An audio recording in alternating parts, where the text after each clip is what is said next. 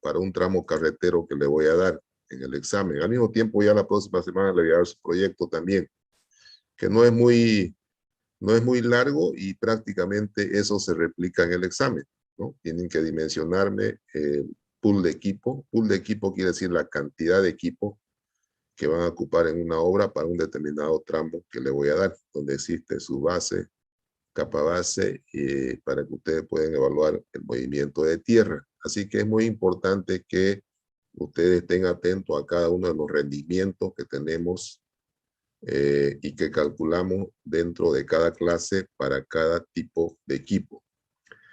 Y el tema de hoy día, al igual que le había hablado yo de que los equipos más, el personal y equipo más importante para una carretera era el topógrafo, por un lado como personal de planta, y en cuanto a equipo, la motoniveladora con el operador o el operador de motoniveladora, ¿no? Yo le había dicho que teniendo esos dos personal calificado, ustedes prácticamente garantizan la ejecución de un buen trabajo. Pero si no lo tienen ese personal calificado, van a tener muchos problemas, y acuérdense de mí cuando estén ustedes trabajando en obra, cuando sean ingenieros de obra de carretera. Entonces, yo les doy como consejo eso. Ahora bien, ¿cuál es el trabajo dentro de la etapa ya de ejecución de una carretera donde se utiliza todos estos equipos? ¿Cuál es el trabajo más delicado que se tiene que hacer? Es la compactación. Es decir, el tema de compactadores es un tema que hay que tomarlo con mucho cuidado y hay que tomarlo con mucho detalle, sobre todo porque eh, esta actividad garantiza o no garantiza la calidad de la obra. Entonces, como tal, le vamos a dar la importancia que corresponde y vamos a ir detallando uno a uno las características de este trabajo. Primeramente, ¿qué es la compactación? Alguien me decía por ahí, es la eliminación de los volúmenes de vacío. Sí, eso es la compactación. Y ahí pueden ustedes percibir. La compactación es el procedimiento de aplicar energía al suelo, en este caso, aplicar la energía mediante los compactadores para eliminar los espacios vacíos, aumentando de esta manera que su densidad, ¿no? Mientras más espacio vacío ustedes eliminen, obviamente la densidad va a aumentar. Y en consecuencia, si aumenta la densidad, va a aumentar su capacidad portante. O, en este caso, los valores de CBR o de módulo resiliente que se pueda sacar de ese elemento, ¿no? De esa subbase o de esa capa base. Entonces, es muy importante que nosotros podamos tener en cuenta de que mientras más le saquemos los espacios vacíos, va a aumentar nuestra densidad. Y al aumentar nuestra densidad, obviamente va a aumentar la capacidad portante del suelo, llámese CBR, llámese módulo resiliente, ¿no? Entonces, ¿cuál es el objetivo de la compactación? Es mejorar las propiedades físicas y mecánicas. Las propiedades físicas, por un lado, todo lo referente a la verificación de ensayos de laboratorio, y las propiedades mecánicas de cuánto me va a soportar ese terraplén o ese nivel que estamos compactando. Y para eso vamos a identificar primeramente el suelo en su estado natural.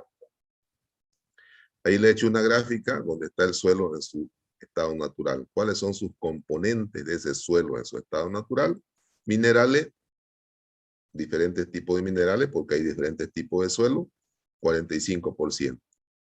Aire, entre un 20 y 30%. Agua, entre 20 y 30%. Y material orgánico, ¿no? Que es la parte vegetal que puedan tener esos suelos, más o menos un 5%. ¿Hasta cuándo hay que reducir el aire? ¿Hasta cuánto habría que reducirlo el aire? ¿Quién me puede responder?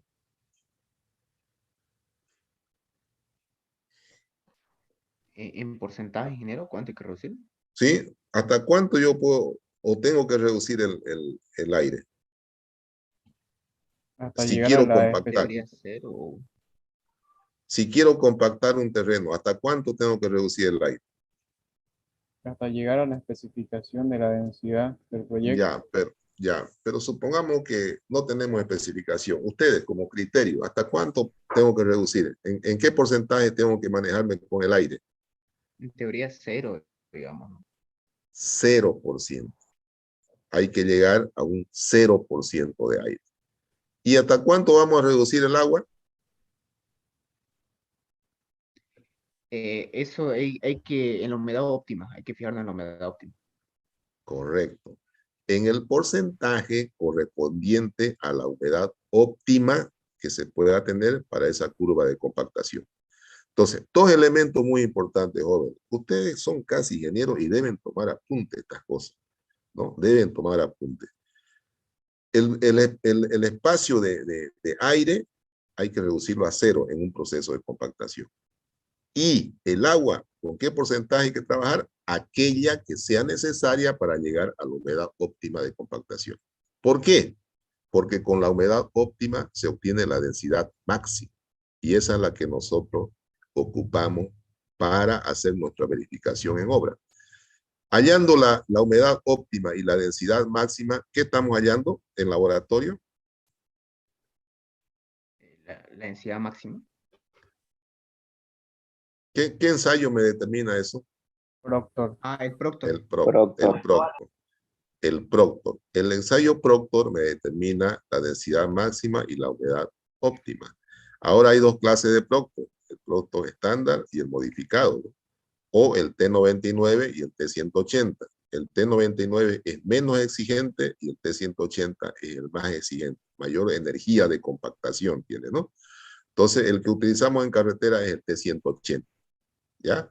Es el T180, no utilizamos el T99.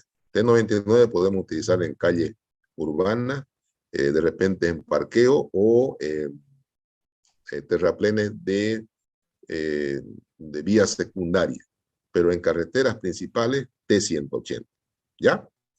Bueno, una vez que hemos explicado este cuadro, ya sabemos qué tenemos que hacer. Y esta capa vegetal, obviamente, hay que sacarla, ¿no? Hay que sacar esta capa vegetal. Reducir el aire a 0 y el agua reducir al porcentaje necesario para llegar a la humedad óptima de compactación. Bueno, este es un esquema general de lo que se hace en obra. Desbroce. Primero sacamos la capa vegetal donde vamos a hacer nuestra carretera.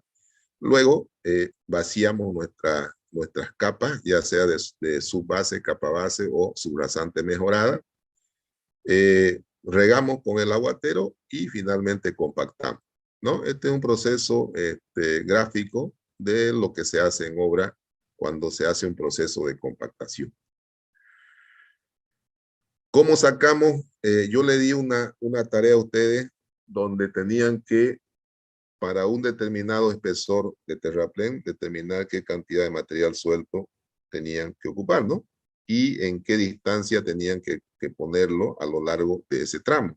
Entonces, seguramente han ocupado ustedes esto para convertir un espesor suelto, ¿no? A partir de un espesor compactado. Esto ya hemos llevado también en clase, ¿no? Ya no hay por qué repasarlo. El espesor suelto en obra se lo encuentra con el espesor compactado multiplicado por la densidad compactada sobre la densidad suelta.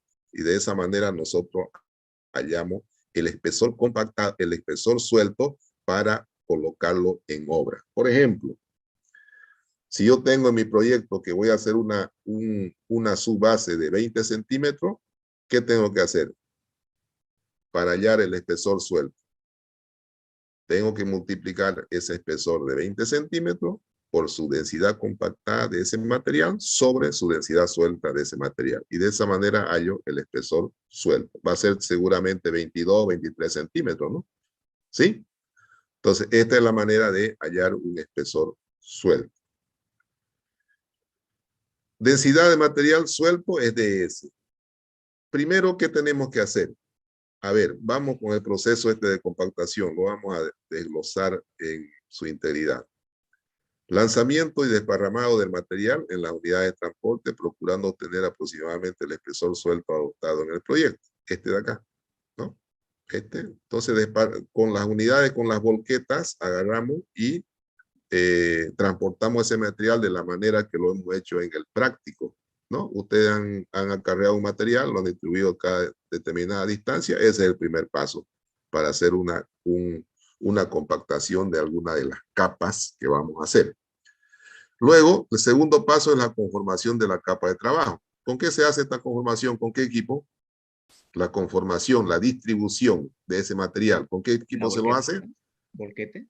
No, no. Moto. El volquete es el que utilizamos para llevar esto a la La plataforma. motoniveladora. La motoniveladora, ¿no? La motoniveladora ya ocupamos para esparcir este material. Eso se llama conformación de terraplén.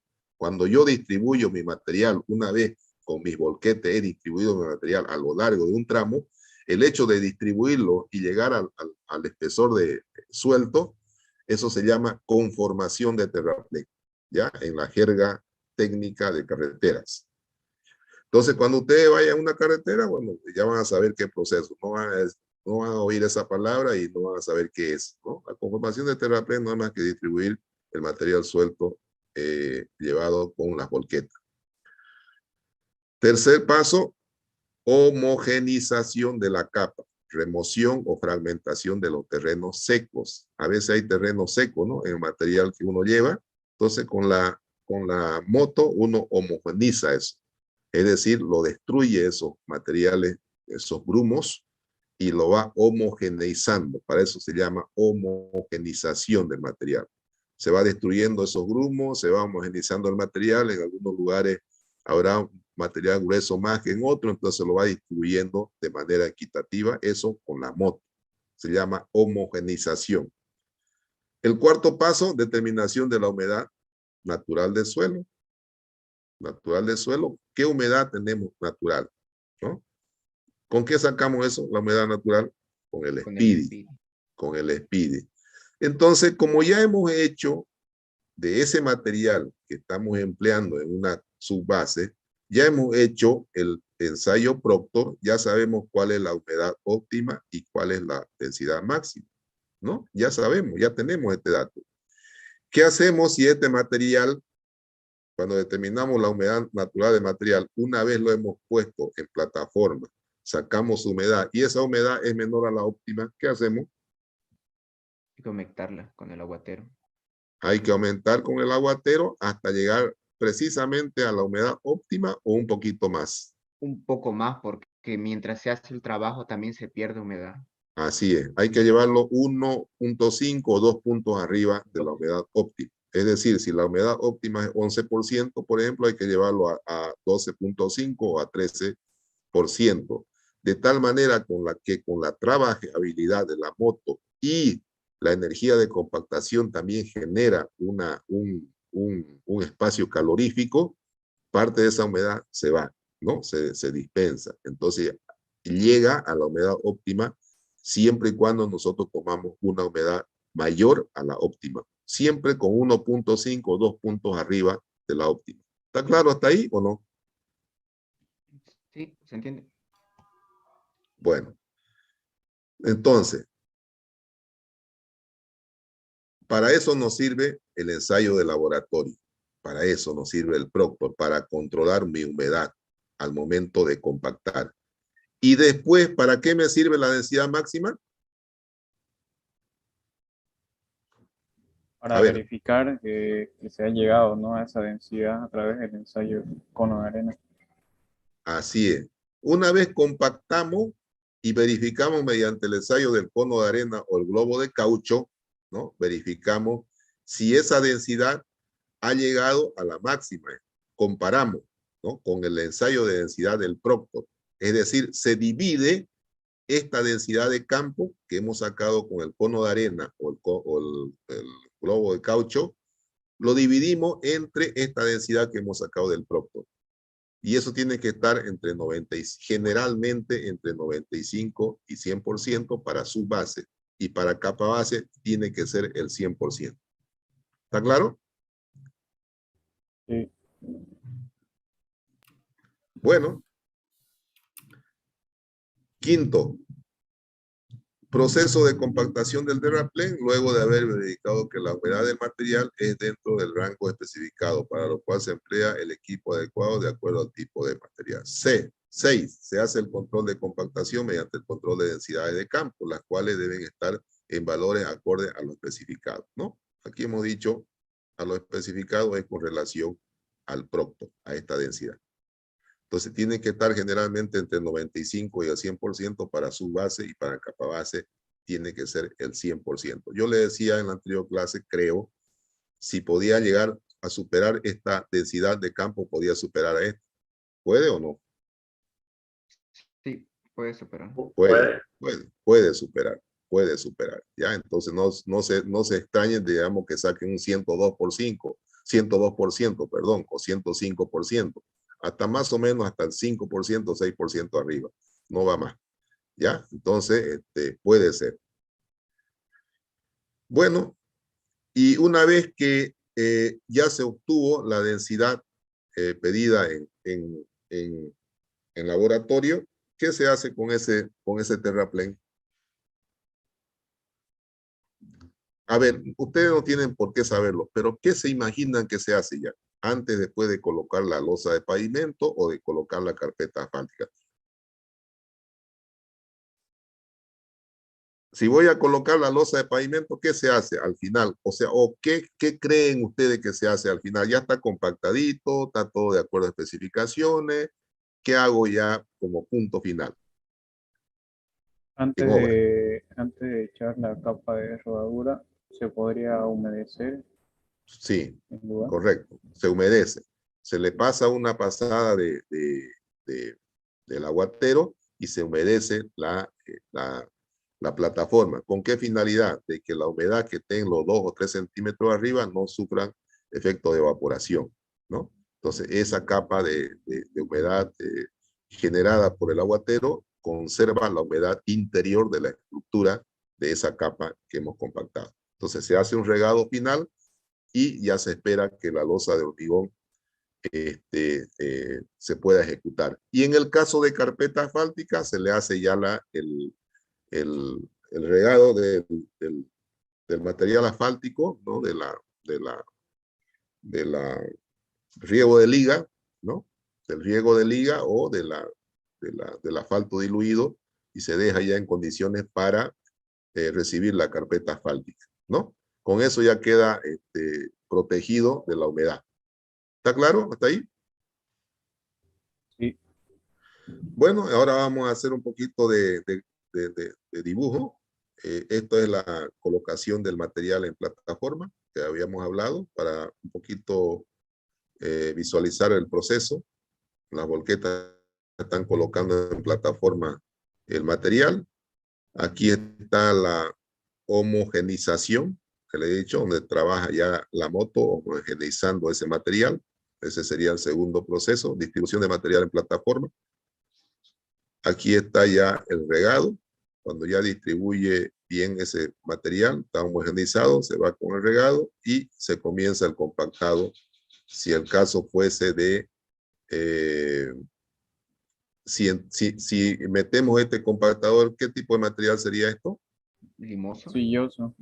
Es Limoso, un sí. material con presencia, material plástico, ¿no? O sea, es un A4 con un índice de grupo 7, 8, digamos. Merece un amasado, digamos, ¿no? Entonces ahí entra un pata de cabra. Y cuando es material arenoso, con índice de grupo 0 o muy próximo a 0, ya entra el rodillo o entra el neumático, ¿no? Y fíjense que paralelo a este compactador, también se puede ir trabajando con la moto. ¿Qué hace esta moto aquí? Nivelar. Bien, Definir la rasante. La berma. más tarde lo llamo. Más tarde lo llamo. Ya, entonces, bueno, esto ayuda a que ya el material excedente, esta moto puede estar sacando, ¿no? El material excedente para llegar a las cotas de estaca, que se ponen cada 20 metros, las estacas. Y en curvas, las estacas se ponen cada 10 o cada 5 metros, ¿ya? En recta, las estacas van cada 20 metros. ¿Dónde va estaca? Lateral, centro, lateral. ¿no? Entonces, lateral, centro, lateral. ¿Cuánto es el bombeo de aquí? Por la pendiente transversal. ¿Cuánto es? Ya le he dicho ese dato. ¿Cuánto sería? 2%. 2%. 2%, ¿no? ¿Y cuántas son las pendientes máximas longitudinales en carretera? 5. Si fuera 5, no se 8. pudiera hacer carretera en el Urubó, ¿no? O en La Paz. O 7, 8%, ¿no? 8%. Ya. Carretera 1 le han tenido que enseñar eso, ¿no? 12% pendiente máxima en carretera. Ya, dale a mí. Entonces, 12% en pendiente longitudinal, ¿ya? 12% como máximo.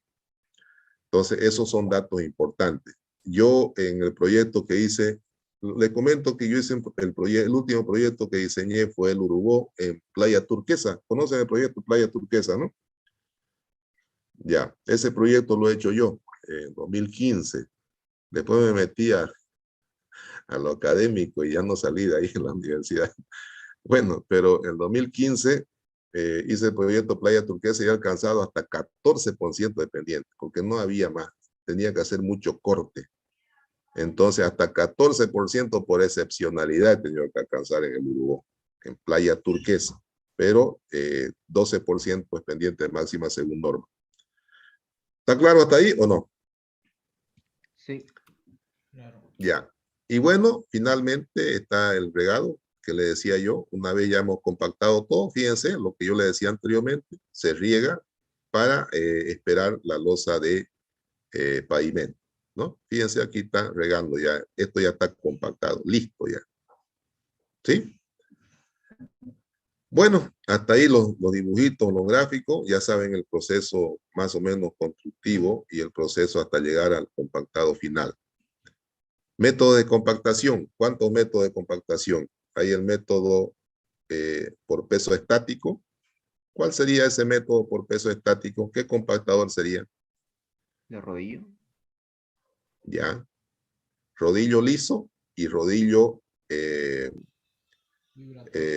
liso metálico, ¿no? Ese sería, tiene para las dos modalidades, para método estático y para método dinámico. Con método dinámico, él hace un efecto de zapateo, ¿no? Que lo vamos a ver más adelante.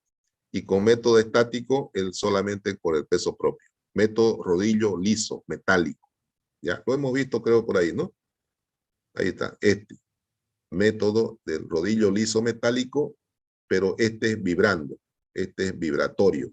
En cambio, el estático no se le genera el efecto de vibrado. Él va por el peso nomás, ¿no? Entonces, ese es un método estático por peso. ¿Y cuál sería el otro rodillo?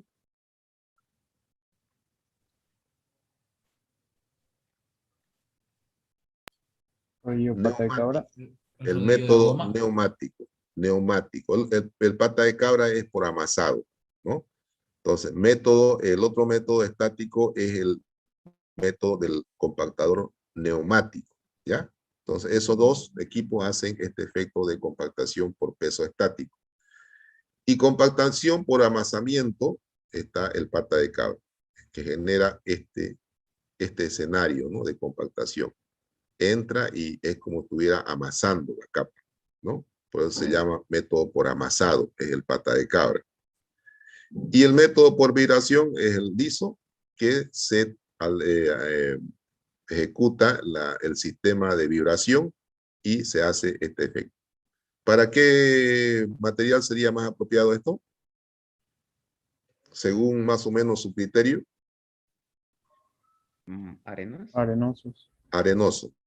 No es muy aconsejable en áreas urbanas. ¿Por qué? Para que no afecte la fundación de la... Así es. De las edificaciones, o a veces hay edificaciones muy precarias en cuanto a fundaciones y por orón se puede venir abajo, ¿no? Entonces, generalmente, ustedes van a ver que aquí en la ciudad utilizan el neumático o este liso, pero sin vibrar, ¿no? Pero en carretera, como tienen ancho de vía derecho de vía de 50 a un lado y 50 al otro, no hay problema, se trabaja con este tipo de compactador, ¿no? Y además que son zonas rurales.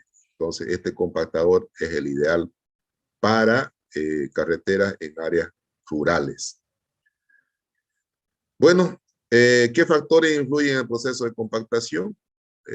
Uno es la humedad, clave, la humedad del suelo. Esta tiene que estar próxima a la óptima. O sea, tomen apuntes, factores que influyen en el proceso de compactación. Clave para que ustedes controlen en obra. La humedad es un factor muy importante. ¿Y eso cómo se controla? Siguiendo lo recomendado por lo que nos dijo el laboratorio. Ustedes tienen que estar con sus datos de Proctor ahí, al lado, para ir controlando su humedad. Otro factor, número de pasadas. ¿Cuántas pasadas son necesarias para determinados materiales? Eso ya más que todo, bueno, hay recomendaciones de literatura, ¿no? Hay recomendaciones, dicen, más adelante le voy a indicar, dice tantas pasadas mínimas, ¿no? O sea, hay. Pero más hace la experiencia y ahí tiene que ver mucho un capataz que ustedes puedan elegir. Hay capataces para equipo, hay capataces para movimiento de tierra, hay capataces para la parte topográfica. El capataz para movimiento de tierra, ese tiene que saber bien. ¿Saben qué hace el capataz? Lo agarra con la mano así el material cuando están compactando, lo hacen un puño, lo largan, al reventar ese material en el suelo, saben qué grado de compactación tiene y la humedad si está en la óptima o no. Es asombroso. Ellos como están metidos todo el tiempo ahí, entonces manejan muy bien este tema. Entonces dicen, no, suficientes son, yo la experiencia que tengo es entre 10 y 12 pasadas, que me ha tocado hacer a mí. Pero hay veces dicen, no, son 7 para este material, ¿no? Entonces, tienen que tener un buen capataz ustedes también. No van a ser celosos de que sepa más que ustedes. No, el capataz sabe porque todos los días hace eso, pero ustedes saben la parte científica, obviamente, ¿no? Entonces, nunca van a saber más que ustedes. Pero sí esta parte de experiencia ellos lo manejan muy bien. Con solamente agarrar el material, ya saben qué grado de compactación tiene y qué humedad tiene. Entonces, es muy importante el número de pasadas. Generalmente yo he trabajado con 10 y 12 pasadas para un determinado espesor de 20 a 25 centímetros, ¿no? Espesor de la capa, obviamente, mientras la capa es tiene mayor espesor, un mayor número de pasadas, obviamente, ¿no? La homogeneización de la capa. Hay lugares donde tiene mayor humedad que la óptima y lugares que tienen menor humedad que la óptima, entonces hay que cuidar mucho que la humedad sea pareja, ¿no? Entonces, eso es muy importante, la homogeneización de la capa, tanto en contextura de material como en humedad. Y finalmente, velocidad del equipo.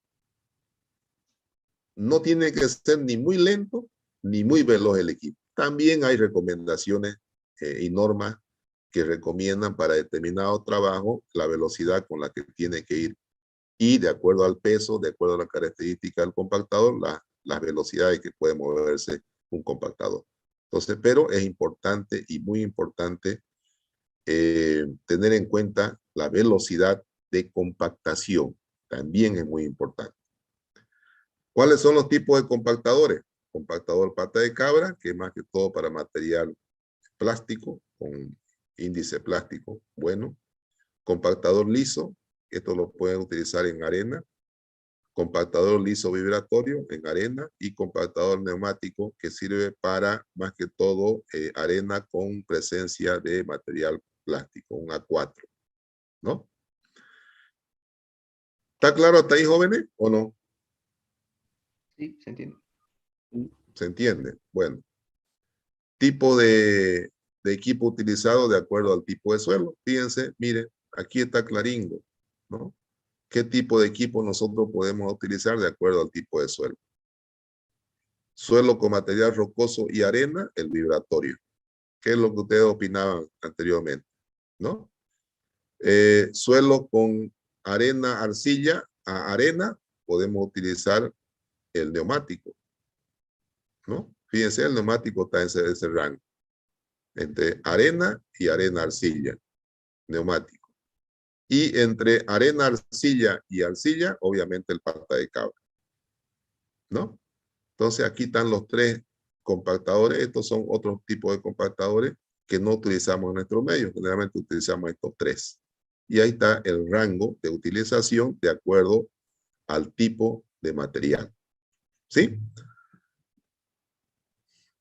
Ahí tenemos el pata de cabra, ¿no? Ese es el material pata de cabra, el equipo pata de cabra, y vamos a pasar después ya al rendimiento, que lo vamos a hacer la próxima clase. Quisiera terminar aquí con la identificación de los diferentes tipos de equipo. No sé si se ha entendido la clase. Muy bien. ¿Se entendió? Todo Ok. claro. Ok, jóvenes. En la próxima clase ya entramos a lo que es rendimiento y vamos culminando este tema. Les voy adelantando que la próxima semana ya les voy a dar el proyecto porque ustedes ya pueden ir haciendo su proyecto. Ya va a ser un tramo carretero y ustedes van a ir dimensionando su equipo. ¿Está bien? Listo. Está bien, ingeniero. Ok, Perfecto. jóvenes. Gracias por su atención. Nos vemos. Bendiciones para todos, ¿ya? Se los envío este material a Classroom para que lo vayan viendo, ¿ya? Buenas noches, ingeniero. Ingeniero, disculpe, Sí, tomo asistencia el día de hoy. sí. Ingresé un poco tarde, ingeniero. Ese poco tarde no me gusta. Entonces, Ya, ingeniero. hay que ingresar antes del horario previsto, ¿ya? Ya, ingeniero. Gracias. Ok. Hasta luego, jóvenes. Hasta luego, ingeniero. Hasta luego.